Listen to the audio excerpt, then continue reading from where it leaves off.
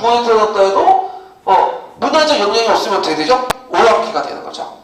어디서 많이 들어봤죠? 나중에 우리나라 박재규나 박지원이나 정약용이 주장하는 그 논리인데, 그거는 누구의 영향을 받은? 중국의 영향을 받은 거죠. 예. 그리고 카와타 조약을 체결하고, 그 다음 청해 지역을 복수하고, 티베트 보호권을 확립하죠. 그러니까 권령제 때 예전에 한번 시험문에 나왔던 건데, 권령제는 10전도 이나 해가지고 대규모 원정을 자주 해요. 그래서 이제 중간이나 투르키스탄, 버마, 월남을 선포하고, 오늘날 중국의 영역과 거의 일치해요. 중국의 영역과. 그래서 오늘 이제 이리 지역, 서남부 지역하고 서북 지역하고, 그 다음에 외몽골, 그 다음에 연해주 지역을 제외하고는 요때 이제 거의 대부분 원형이 만들어졌죠. 그 나머지 이제 아까 제가 언급했던 지역들은 이제 이때 확보했지만 나중에 러시아나 이런 지역은 이제 털때 들어가지만 하여튼 그 원형이 형성됐다. 그래서 최근에 중국에서는 청나라 역사를 상당히 강조하거든요. 지금 중국이 내세운 게 뭐야? 다민족 통일국가론이죠? 다민족 통일국가를 현실적으로 잘 보여준 나라가 어떤 나라야? 청나라잖아. 그래서 청나라를 되게 강조하기 때문에 청나라 부분은 많이 낼 수밖에 없어요. 예. 자, 그래서 이제 이런 내용들 좀 파악을 해두시고요. 그 다음에 7번을 보죠. 7번.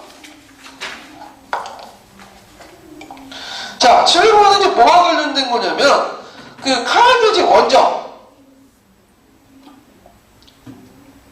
스페인 원정과 관련된 거고, 그때 이제 나왔던 것이 로랑의 노래죠. 예전에도 한번 시험 문제 나왔던 건데, 자, 그래서 이제 이 당시에 이제 카르네지 대제가 스페인을 원정을 했어. 근데 스페인을 원정했는데 이때 스페인이 통치했던 사람은 누구였죠? 이슬람이었죠. 어느 왕조예요? 후 우마이야 왕조죠. 그래서 이제 스페인을 원정을 갔는데, 그때 이제 원정하는 과정에서 북부 거점 도시였던 파푸레나가 사라고사를 공격해요. 근데 그때 막 공격을 할 때 점령하지 못하고 후퇴했어. 왜 그러냐면 후방에 섹슨족이 공격을 들어온 거야. 그래서 그걸 막기 위해서 급속하게 이제 후퇴를 했는데, 그때 푸네라산을 넘는 과정에서 누구부터 공격을 받죠? 바스크족, 같은 기독교인이었던 바스크족으로부터 공격을 받아. 그래서 농수부 전투에서 패했거든요. 그래서 이제 후대에 그것을 소재로 해서 만든 것이 로랑의 노래예요. 그러면 이제 여기에서 영어 원정, 전투 이렇게 있는데 뭐라고 쓰면 되겠어요? 바스크 전투, 바스크족과 전투, 농수부 전투 또는 이베리아 반도의 원정 이렇게 쓰면 되겠죠. 네, 이베리아 반도 내정이라고 제가 예전에 잘못 통했는데 고쳤거든요. 수업판에는. 예. 자, 하여튼 이베리아 반도 원정, 이스라엘 원정. 그래서 게시판에서 논쟁이 됐던 게 뭐냐면, 영어 원정 전투할까? 어떤 사람은 롱스보 전투다, 아니면 이베리아 반도 원정, 이스라엘 원정이다 하는데 다 맞아요. 그 원정에서 왜 전투를 이렇게 플러스했겠어? 그걸 감안해서 이제 적어놨겠죠. 원정을 쓰거나 전투 이름을 쓰면 돼요. 예. 그 다음에 로랑의 노래인데, 이 로랑의 노래는 예전에도 한번 시험 문제 나왔어요. 예. 그래서 이제 있는데, 이 로랑의 노래가 좀 약간 왜곡된 거야. 사르마니 대제가 스페인 원정한 건 맞아요. 여기까지 역사가 사실이야. 근데 나머지 거는 상당히 왜곡된 부분이 많다. 예를 들어 사르마니 대제는 그때 나이가 120살이었다고 하는데, 그때 이제 해봤자 실제 나이는 40대 정도밖에 안 됐고, 그 다음에 여기에는 이스라엘 성전으로 기록되어 있거든요. 로랑의 노래는. 근데 이거는 사르마니 대제가 여러 지역을 원정을 했잖아요. 그 원정 중에 하나야. 그 성전을 가지고 한 건 아니고, 그리고 로랑이 죽었던 롱스볼 전투는 이스라엘의 공격을 받는 게 아니라 누구의 공격을 받았죠? 바스크족의 공격을 받았는데 여기 이스라엘의 공격을 받는 거죠. 묘사가 되었어. 그럼 왜 이런 것들이 이제 그런 식으로 나오냐? 그건 11세기 때, 이 노래는 이제 11세기 때 만들어졌거든요. 이때는 어떤 시대죠? 십자군 원정 시대죠. 십자군 원정 시대 때. 그래서 십자군 원정은 누가 싸운 거야? 이스라엘과 싸우는 거 아니야. 그러면 이스라엘과 싸우는 과정에서 집단 기억이 필요한 거야. 그럼 역사적 사실을 끄집어서 이 집단 기억에 왜곡을 시킨 거죠. 그래서 바스크족을 뭘로 둔갑시킨 거야? 이스라엘을 둔갑시키고, 그 다음에 이걸 단수성 원점을 성전으로 둔갑시킨 거예요. 그래서 우리의 예전에 상용하는 대제계수도 이런 원점을 했다. 그래서 이제 십자군들이 어떤 집단 기억하는 과정에서 나온 거다라는 거죠. 역사적 사실을 왜곡시킨 거죠. 왜곡시킨 거. 네. 그러니까 한국 그 일본판은 뭐예요? 신공항공 원정설하고 비슷하다고 보시면 돼요. 예. 그래서 이런 내용들 좀 기억을 해둘 필요가 있어요. 자, 그 다음에 거기 이제 함께 뭘 또 살펴봐야 되냐면 그 카르디지 업적이 시험 문제 많이 나오거든요. 카르디지 업적이. 자, 카르디지 업적 한번 좀 보죠. 자, 6페이지 잠깐 볼게요. 6페이지. 자, 보충페이지 6페이지 보면 자, 할만한 정복전쟁을 했죠. 그 롬바르드를 평정해서 직접 통치하고 색순종을 점령해 카토를 개종하고 보헤미아, 오스트리아, 헝가리 또 에스파니아를 공격해 실패했죠. 그 다음에 이제 P21층을 통치해서 새로운 교구를 설치하고 그래서 이 사람을 정복할 때마다 교회를 세웠어. 교회. 그러니까 교회 그 정복 활동이 뭐예요? 그 기독교 포교 활동이야. 그리고 교회를 중심으로 행정 조직을 만들었는데 그 이유는 뭐냐면 그 당시 글자를 알 수 있는 사람이 어떤 사람들이 있죠? 신부나 이런 사람들. 그래서 그 교회 조직하고 행정 조직을 일치시켰어요. 요건 어디하고 좀 비슷하죠? 신라와 비슷하죠? 신라도 초기 때 행정 조직을 만들 때 그 교단 조직하고 연결시켜서 만들었잖아요. 예. 그 다음에 이제 그 에스파니아 원정은 실패했지만 국경 경제 근처에 병경주를 설치하죠. 그래서 카탈로니아 지방에 에스파니아 병경주를 설치하고요. 그 노란의 노래의 그 목적, 이슬람에서의 원정, 스페인 원정까지 나왔고, 나중에 11, 12세기 때 십자군 전쟁에서 왜곡이 됐다. 이걸 좀 기억을 해두시면 되고요. 그 다음에 중앙집권 정책을 통해서 병경백이나 갑자기 파견했지만 완전하지 못했다는 거. 그 다음에 문화정책으로서 카톨릭 르네상스가 나왔죠. 그래서 중세 문화의 발달이 되고 했는데 그 내용을 보면 게르만족 법률을 편찬하고 그 다음 궁중학교를 정비하고요. 거기 게르만 법률 편찬 및 정비 좀 수정해 주시고 자 교회학교 설립 그리고 예전에 12년 기출문제에 나왔던 것이 이게 뭐예요? 라틴어 문화를 수입해서 라틴 문화를 부흥하고 이때부터 라틴어가 국제화가 되죠. 소문자를 제작하죠. 그래서 그 앞에 메르빙고 그 소문자가 있는데 새롭게 카노닝고 소문자를 만들어요. 그래서 오늘날 알파벳 소문자의 기원이 됐다. 자, 이거 시험 문제 나왔죠. 그 다음 800년에는 그 교황으로부터 선호마 황제관을 수요를 받죠. 그래서 그 선호마 황제관의 의미, 새로운 질서를 마련하고 교황이 동로마 황제로부터 독립하고 등등을 파악해 두시면 될 것 같아요. 그래서 카톨릭 르네상스 부분이 시험 문제 잘 나오기 때문에 꼭 기억을 해두시고요. 자, 그 다음에 뒤에 넘어가서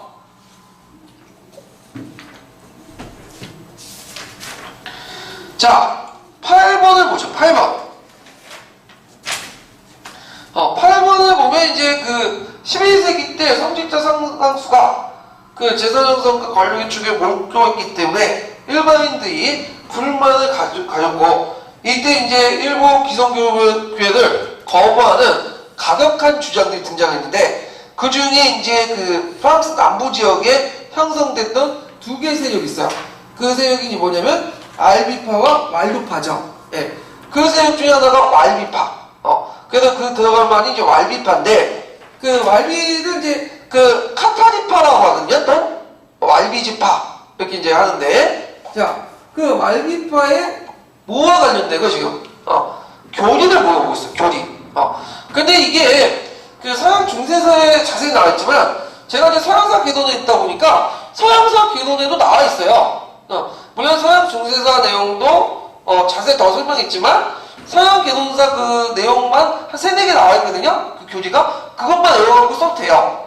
근데 이제 이게 이제 좀 당황스러운 게 뭐냐면 전혀 예상하지 못했던 부분이에요. 이 문제가. 그래서 이제 좀 그런데 자 그러면 그 왈비지파의 이제 카타리파의 그 내용을 좀 볼게요. 그 23페이지 보세요. 보충자료. 그러니까 그 밑에 요 보충자료 말고 여기 15년 기출문제 보충자료 23페이지 보면요. 자, 발생 배경은 일단 기존 교회가 너무 부정부패에 빠졌어. 그러다 보니까 이제 그의 반발로 뭘 강조할 수 없을까? 원시 기독교의 청민사상 이런 것들 이게 강조될 수밖에 없겠죠. 그래서 이때 이제 수도원과 알비파, 알도파 이런 것들이 등장을 하게 되고, 특히 그 교회 부정부패가 많았던 그 남프랑스 지역의 형성이 돼요. 특히 남프랑스 지역의 제후들이 물론 이단은 믿지는 않았지만 그 이단에 대해서 상당히 간대했어요. 예. 자, 그래서 이제 있고, 그래서 이제 알비파라든지 그다음 카톨릭파의 공통점은 뭐냐?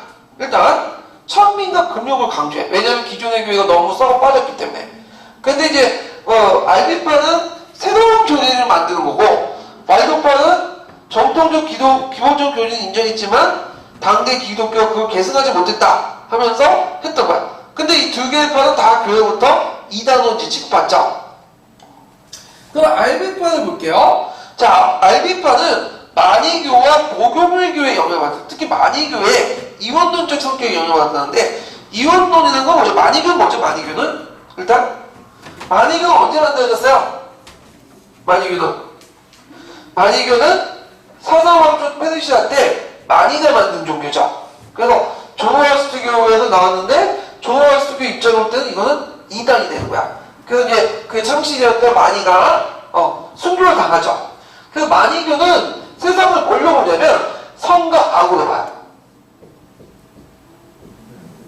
이건 조로아스트교도 마찬가지야. 성과 악을 보는데, 근데 조로아스트교는 성과 악이 분명히 나눠져 있어. 이거 성과 악이 대립하는 과정에서 누가 이기죠? 선의 신이었던 아울라 마지다가 이기고, 악을 따랐던 아우르마를 따랐던 사람들 뭐야? 최후의 심판을 받는다, 그죠? 예. 근데 만이교는 그렇게 설명 안 해요. 만이교는 뭐냐면 이 세계는 성과 악으로 나눴지만 성과 악이 이렇게 대별된 게 아니라 모든 개체 속에 뭐와 뭐가 존재한다는 거. 성과 악이 존재하는 거. 그러니까 일반 사람도 선과 악이 있는 게 아니라 우리 안에 뭐가 있는 성과 악이 동시에 존재한다는 거야. 이게 더 합리적이죠? 그래서 성과 악이 끊임없이 갈등 대립한다는 거야.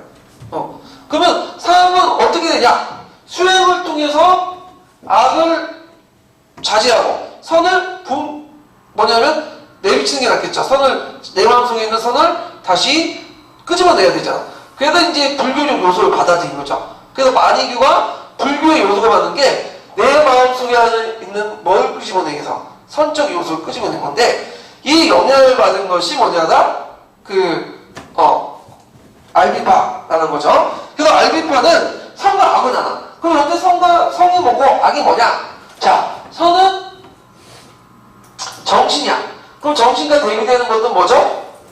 육체죠. 악은. 그리고 선은 정신, 육체는 물질, 육체, 이런 식으로 나눠요. 그래서 그 세계들, 빛의 세계인 선의 세계와 영혼의 세계와 그 다음에 어두움의 세계, 그 다음에 육체와 물질 대면은 어두움 세계가 나오고, 요건 하나님이 간장한 세계고, 요건 누가 간장한 세계죠? 사탄이 간장한 세계야. 기독교에 그 성경에 나와있어요? 안 나와있죠? 그 새로운 교리야. 그리고 나서 무조건 물질적이고 육체적인 것을 금기시하고, 그리고 정신적인 것을 받드는 그런 모습들을 이제 보이게 된다. 그래서 이제 교리도 다 그 키워드로 돼 있어요. 자, 보면 육체를 악으로 규정했기 때문에 하나님이 인간의 육체를 빌어 태어났다는 걸 불가능하기 때문에 기독교는, 그리스도교는 하나님이 아니라 하나님의 사자야. 그러니까 예수님은 육체에 태어났죠. 그러니까 성부, 성자, 성령 삼일체를 인정하는 거야, 아니야? 인정 안 하는 거야. 대리자에 불과한 거야. 그런 것도 있고, 그 다음에 그 다음에 이제 그 물질적 요소를 통한 하나님의 은총을 내는 성사일체수. 그래서 이제 성체성사했죠. 그 빵과 포도주를 부정해. 왜? 빵과 포도주는 뭘로 구성되어 있죠? 물질로 구성되어 있죠. 예. 그리고 또 독신생활을 강조하고 결혼과 출산을 다 뭐냐면 육체와 관련된 거죠.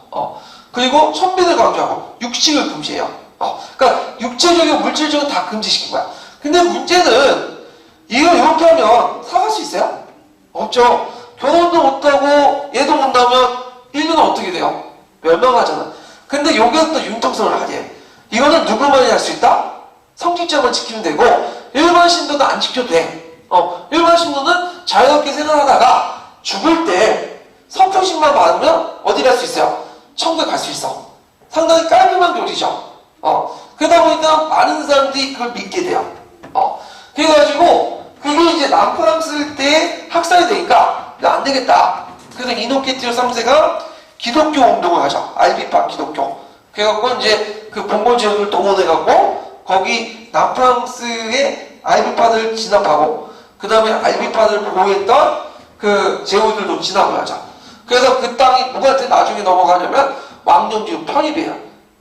그래서 이제 중앙집권을 강화시키는데 그래도 이 남프랑스의 이단은 진압했지만 그 영향은 계속 남아있어 문화적으로. 그래서 나중에 이제 보면 그 프랑스는 정통적 카톨릭 국가죠.